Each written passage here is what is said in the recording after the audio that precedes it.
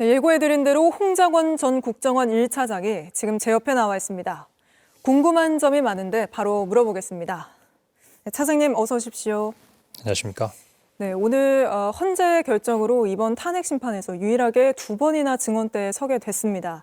어제 탄핵 심판에서 조태훈 국정원장과 윤석열 대통령 쪽에서 굉장히 홍 차장님의 증언을 흔들려는 시도가 있었는데 보셨습니까? 예, 봤습니다. 좀 어떻게 보셨어요? 일단은 최근에 그 12월 3일 날에 어떤 사건이 있은 다음부터 사실 많이 불편했습니다. 네. 심지어는 두렵기도 했고요. 제가 군인 아니면 정보기관의 관료로 살아오면서 조직과 상관에게 충성하는 삶을 살았는데 네.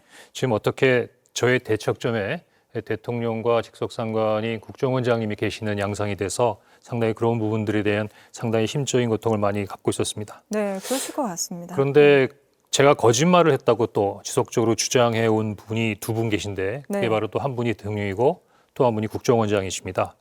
한때 모셨던 입장에서는 이보다 더 불편한 상황은 없을 겁니다. 하지만 어제 그 대통령께서 말씀하신 거나 증인으로 참석한 조태영 원장께서도 대부분의 시간을 그 저를 공격하는데 총력을 기울이시더군요. 네. 대통령 탄핵 재판이 아니라 마치 홍장원 재판 같다라는 느낌이 들었습니다. 네, 홍장원 재판 같다는 느낌까지 받았다. 하나씩 좀 짚어보면요. 윤석열 대통령이 특히 당시 홍 차장이, 그러니까 차장님이 술에 취해 있었다 이런 이야기를 했는데 그때 상황이 어땠는지 상태가 어떠셨는지 정확하게 설명해 주실 수 있을까요? 물론 그 시간에 저녁 식사를 하고 있는 자리였기 때문에 혹시 그런 생각을 하실 수 있을 것 같은데 뭐 앞에 있다면 술 냄새가 나서 좀 술을 먹었나 할 수 있는데 목소리로 만약에 들으셨다면 네. 제가 아마 혀가 꼬였다는 얘기겠죠. 근데 그날 저녁에 식사한 분들이 뭐 신상까지 밝힐 수는 없지만 55년생, 56년생의 연세들이 굉장히 많으신 분들이고 제 그 다음날 출장이 있음에도 불구하고 취소하지 못하고 저녁을 했던 이유는 오래전에 예전에 약속을 했던 연러분들하고의 약속이었기 때문에 그 자리가 대통령님께 혀가 꼬여서 말을 못할 정도로 취기 있는 부분으로 전화를 받았다는 생각이 되지 않고요. 네. 더구나 다음 날 출장을 준비하느라고 저녁 식사 시간에 늦게 갔고 더구나 20 정도의 대통령님께서 전화를 하라고 하신다는 지시가 있다는 전화를 받았기 때문에 사실은 첫 술도 못 두고 그 자리에서 다시 떴으니까 제가 그 자리에서 뭐 술이 취할 정도로 자리했던 것은 아니다. 뭐 이렇게 변명을 해야겠네요. 네, 그러니까 예. 대통령께 전화를 한다고 하면 대통령에게 그럼 당연히 이제 조용한 자리에서 정제된 언어로 했을 것 같은데 술에 취했다고 하니까 좀 무슨 상황이었는지 많이들 궁금해하셨거든요. 예. 하여튼 술 취하지 않았습니다. 알겠습니다. 그리고 또 하나가 첫 번째 통화 대통령으로부터 2차례 전화를 받았는데 지금 그 2차례 통화에 대해서 대통령은 내가 그런 체포 지시를 내린 적이 전혀 없다 이렇게 주장하고 있습니다. 혹시 좀 디테일하게 그날 통화가 어땠는지 더 설명해 주실 수 있을까요? 뭐 이를테면 뭐라고 이름을 불렀는지 뭐 이런 부분까지요. 예, 제가 이 관련된 내용은 이미 검찰, 경찰, 공수처 아니면 국회나 헌재에서 다 이야기한 부분이고 언론에서도 많이 나왔기 때문에 다 알려진 부분이라고 생각이 됩니다만 아마 제가 직접 입으로 옮기는 건 처음이라서 아마 물어보시는 것 같습니다. 첫날 20시 22분에 제가 전화를 드렸을 때는 먼저 제가 그 대통령님께 전화를 드리는 거니까 국정원 1차장 홍장원입니다 라고 말씀을 드렸고 별일 없나? 라는 부분으로 짧게 말씀하셔서 네, 특별한 사항 없습니다 라고 말씀드렸더니 내가 한두 시간 후에 중요한 할 얘기가 있으니 전화기를 잘 들고 대기해 라고 말씀하셔서 제가 네, 잘 알겠습니다 라고 아주 간단하게 전화가 종료됐습니다. 통화 시간 자체도 굉장히 짧았던 거죠. 그 시간에 저한테 전화하셔서 국정원장이 자리에 없으니 국정원을 잘 지켜라 라고 말씀을 하셨다고 하셨는데 근데 마침 20시에 조태영 원장하고 대통령께서 통화를 하셨더군요. 네. 그래서 조태영 원장이 관저에 있습니다. 미국 대사하고 만찬을 했습니다. 네. 내일 미국 출장을 출발합니다라고 말씀을 드렸다고 하면 20시에 조태영 원장하고 그렇게 통화를 하신 다음에 20시 22분에 저한테 전화를 하셔서 원장이 없으니 잘 지켜라. 그렇게 말씀하셨을 것 같지 않은데요. 그렇죠? 그렇습니다. 네, 그리고 이 중요한 게 2번째 통화인데 이제 2번째 통화에서 싹 다 잡아들여 이렇게 얘기했다는 거잖아요. 근데 그 통화에 대해서도 윤석열 대통령은 격려 전화였다. 라고 하고 있습니다. 근데 격려 전화라고 한 그 전화 통화 시간이 혹시 얼마나 됩니까? 제가 보기에는 22시 53분에서는 한 수분간 통화를 했고 충분한 얘기를 말씀하셨던 것 같은데 국정원 1차장님이다. 왜냐하면 그 보안폰에 뜨면 대통령님이라고 그 네. 전화기에 뜨거든요. 그래서 국정원 1차장입니다라고 말씀드렸더니 조금 격앙된 목소리셨어요. 봤지?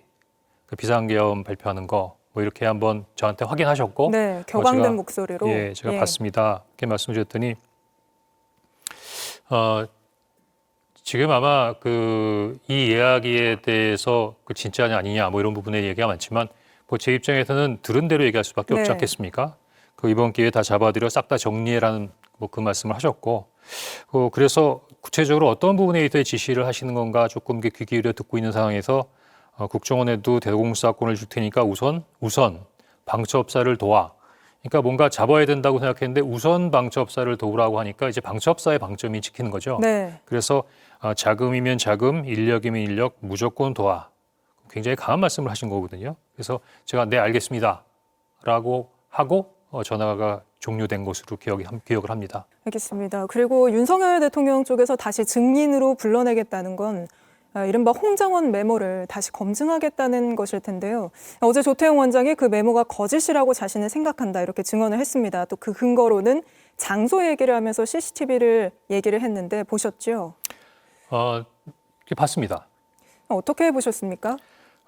제가 보기에는 조태용 원장님께서 아마 그 헌재에 나오기 전에 뭐 내부적인 부분으로 많이 그 어떤 일이 있었는지에 대한 어떤 조사를 많이 충분히 하시고 어떻게 보면은 홍장원 차장이 당시 거기 있으면서 어떤 문제점이 있지 않나를 면밀히 보셨던 것 같아요. 더구나 이제 보좌관 얘기도 하면서 보좌관에 대해서도 뭐 상당히 자세한 부분에 조사를 하신 것 같은데 저는 조금 긍정적인 부분은 저의 어떤 한계에 있는 개인의 기억에 의존하는 것보다는 뭐 CCTV든 아니면 다른 부분에 있어서의 조사를 통해서 당시의 상황을 정확하게 규명하는 부분은 바람직하다고 생각됩니다. 다만 제가 조금 전에 별도로 말씀드릴 때 말씀드렸지만 이건 약간 선택적 기억이다. 어떻게 그것만 꼭 집어서 얘기하냐.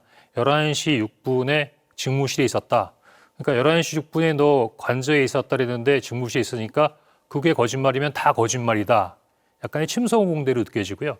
그럼 예를 들어서 11시 6분에 그 직무실에 있었으면 그 전에 여인영 사령관이랑 통화했던 10시 58분에 어디 있었는지 제가 보기에는 관저하고 본청 건물이 멀리 떨어져 있는 게 아니라 차로 이동하면 5분 이내? 네. 한 번 성분 정도는 왔다 갔다 할 수 있는 부분이니까 제가 11시 6분이라는 것을 제 시계를 보고 확인한 것이 아니라 여인영 사령관하고 통화한 내용을 보고 11시 6분 정에 통화했다고 하는 부분이니까 이번에 너무 잘 됐습니다. 제가 국정원의 CCTV를 대조해 본다는 생각을 못했는데 국정원의 CCTV를 꼭 본청만이 아니고 관저 앞에서 제가 어떤 행동을 했는지 어떤 동선인지를 한번 쭉 보면 모든 분들이 명쾌하게 확인되지 않겠습니까? 도리어 11시 6분에 직무실에 있었다는 부분만 꼭 집어서 얘기할 것이 아니라 이번 기회에 국정원에서 관저, 본청, 이동하는 홍장원 1차장에 있는 동선을 한 8시부터 퇴근하는 시간까지 분단위 또는 초단위로 한번 본다고 하면 어떤 사실인가를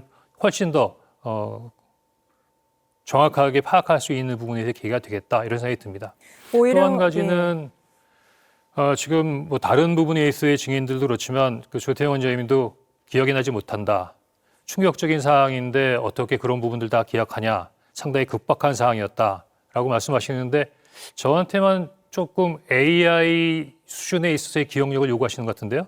저도 나름대로 CCTV든 내역이든 과학 정보가 있다고 하면 제 기억과 나름대로 잘 보정해서 좀 더 정확한 부분에 있어서의 사실을 확인하면 바람직할 것이라고 생각합니다. 오히려 그날의 전체 CCTV를 보면 누구 말이 맞는지 더 드러날 거다 이런 얘기시군요. 그렇죠. 그냥 11시 6분에 직무실에 있었네. 그거 하나 가지고 너의 증언은 다 틀렸다. 신뢰할 수 없다. 라고 하는 부분은 조금 침소봉대가 아닌가 싶습니다. 알겠습니다. 그리고 또 조 원장은 특히 이 메모가 4가지 버전이 있다 이런 주장도 했는데요. 제가 사실은 굉장히 놀라운 부분이 조태용 원장님은 빈말하시는 적이 없습니다. 네. 굉장히 다 의미를 담고 있는데 네 종류라고 하지 않습니까? 혹시 네 종류라고 하면 A, B, C라고 하는 4가지의 메모가 있어서 다 내용이 다르거나 제가 A, B, C, D로 옮겨가면서 내용이 뭔가 좀 바뀌어가는 부분의 뉘앙스를 주지 않습니까? 네, 지금 메모를 실제로 가지고 오셨죠? 한번 예, 갖고 보여주면서 왔습니다. 설명해 주실 수 있을까요? 혹시 네가 어떻게 네. 어디다 이렇게 보여드릴까요? 예. 네가 어떻게 이 메모를 가지고 있냐라고 말씀하시는데 요즘에 경찰이나 검찰에서는 그 디지털로 증거를 수집하더라고요. 네. 그래서 요거를 아마 촬영해서 증거 시스템 관련된 부분에 있어서 포털에 올리니까 바로 증거 능력이 있는 부분에 있어서 그러니까 당시 수거한 부분에 있어서 자료로 확인되던 부분인데 그래서 원본은 제가 그대로 가지고 있습니다. 네.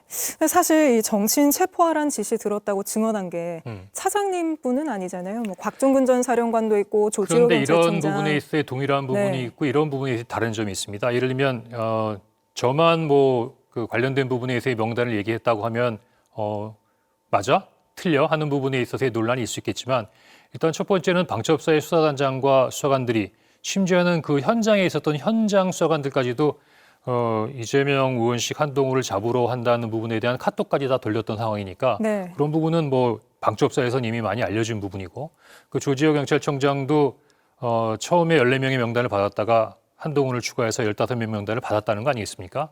근데 다른 점이 한 가지 있습니다. 방첩사는 여인영 전 사령관으로부터 지시를 받았죠. 여인영 전 사령관은 본인이 김영현 국방장관으로부터 그 명단을 받았다고 했죠. 네. 조지호 경찰청장도 여인영 사령관으로부터 그 요청을 받은 거지 않습니까? 그럼 다 여인영 사령관을 중심으로 움직여지고 그다음에 결국은 그 명단도 김영현 장관으로부터 받았다. 근데 저는 물론 명단은 여인영 사령관으로부터 전달을 받았지만 그 전에 지시를. 좀 특별한 전화를 받습니다. 대통령으로부터 뭔가 싹 잡아드리라고 하는 부분에 있어서 뭐 체포의 채자는 아니지만 뭔가 그 체포와 관련된 부분에 있어서의 뭔가를 수행하는 부분에 대해 지시를 받았는데 현재 대통령으로부터 이런 부분의 지시를 받은 사람은 딱 두 사람인 것 같습니다. 저하고 곽종근 특전사령관. 그래서 아마 저하고 곽종근 사령관에 대한 여러 가지 부분에 있어서의 공격이 집중되고 있는 것이 아닌가라고 생각이 듭니다. 알겠습니다. 그리고 또 하나가 윤석열 대통령 쪽에서는 권한도 없고 그럴 능력도 없는데 내가 왜 1차장에게 전화해서 체포하라는 지시를 했겠느냐 이런 취지로 주장을 하고 있습니다. 이 부분에 대해서도 반박하실 게 있다고요?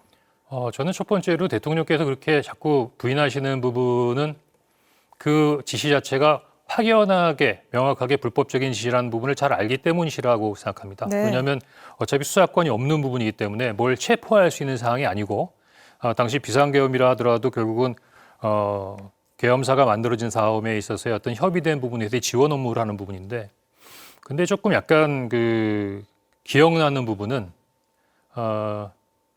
뭐 대공수사권이 없으니까 국정원은 아무것도 못하는 거라고 생각하는 부분인데 약간 예를 들면 어제 그 며칠 전에 신원식 안보실장께서 그 자승 스님 소사와 관련된 부분에 대한 언급을 했습니다. 네. 그 약간 대공 혐의점이 있는 게 아니냐.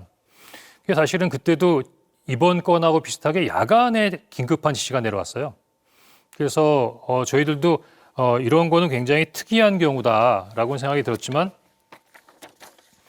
당시 11월 29일 날 2023년 11월 29일 날 경기도 안성의 칠상사에서 자승 스님이 분신 입적하시는데 갑자기 이게 대공 관련된 부분의 사건과 대공 용의점이 있다는 부분에 있어서 지시가 내려와서 저희가 테러, 안전, 다음에 그 안보조사국에 있는 대공수사팀이 현장 확인을 하러 7, 80명이 야간에 동원됐던 적이 있었습니다. 7, 80명이네요. 예. 그때 어떻게 보면은 그 국정원이 야간의 어떤 긴급한 지시에도 이 정도의 인력들이 투입해서 활동을 할 수 있다는 부분을 보여줬던 사례이기도 하고요. 그때 이 지시를 저한테 대통령으로 받고 전달했던 분이 당시 조태용 국방부시장이십니다. 예. 그때 제가 국정원장 직무 대행을 했고요. 그때 여러 번 전화를 받으면서 이 관련된 부분으로 용산으로부터 지시를 받고 굉장히 이런 부분에 대해서 다급하게 출동을 하고 활동했던 부분이 있습니다. 또 하나는 이거는 뭐 제가 보기엔 잘못됐다는 부분이 아니라 국정원이 아무런 능력이 없다. 뭐 굳이 1차장 산하에다가 할 수도 없는데 어떻게 그런 일을 시키냐라는 부분에 있어서의 자꾸의 의문점이 있어서 말씀을 드리는 부분인데 방금 말씀드린 대로 대공조사국에 있었던 수사권이 경찰로 넘어간 다음이기 때문에 사실은 수사권은 많이 약해진 부분이지만 대테러, 국제범죄, 네. 재난안전, 방역 관련된 부분은 혹시 더 중요한 업무이기 때문에 그 관련된 부분의 조사 활동은 훨씬 더 확연하게 강화됐거든요. 그 모든 부분에 있어의 업무 영역이 이 차장 산하에 있습니다. 예를 들어서 저희들은 굉장히 큰 성공 사례고 중요한 부분에 있어서의 기여라고 생각하는데 지난 2024년 5월 달에 재외공간 테러 관련된 부분으로 대테러 센터에서 2단계 대테러 경보를 상향 조정한 적이 있었습니다. 그때 북한의 어떤 요원들이 해외 공간에 있는 저희 공관원들을 테러한다는 상당히 많은 첩보가 수집이 돼서 그래서 저희들이 5개 재외공간에 대해서 안전팀을 파견해서 공간 직원만이 아니라 그 가족들까지 안전보호 활동을 한 적이 있었는데 일부에서 말씀하시는 것처럼 대공수사권이 없어졌으니까 국정원이 할 수 있는 것이 없다라고는 부분은 우리 스스로 우리가 뭘 할 수 있다는 부분을 내세워 이야기를 하지 않지만 사실은 국정원이 아직도 굉장한 부분에 있어서 잠재력을 가지고 있다라는 부분으로 답하고 싶습니다. 알겠습니다. 그리고 마지막으로요. 어제 또 조태용 원장이 그 증인으로 나오면서 밝혀진 의외의 사실이 계엄 선포 직전에 김건희 여사와 연락을 주고받은 게 드러났는데요. 국정원장 또는 이 국정원 간부가 여사와 직접 소통할 상황이 있습니까? 그건 뭐 조태원 원장님한테 여쭤봐야 할 사항이긴 한데